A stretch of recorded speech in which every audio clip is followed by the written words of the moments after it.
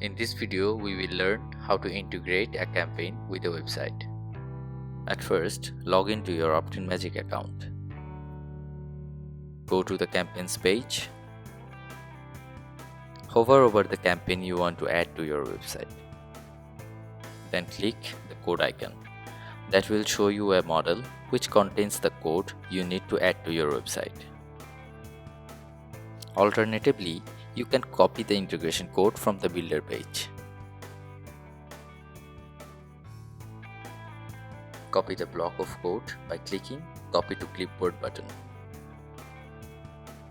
Now go to your website, open the index or index.php or whichever page you want the campaign to pop up. Paste the code after the closing body tag, then save. Now you have successfully integrated OptinMagic campaign with your website.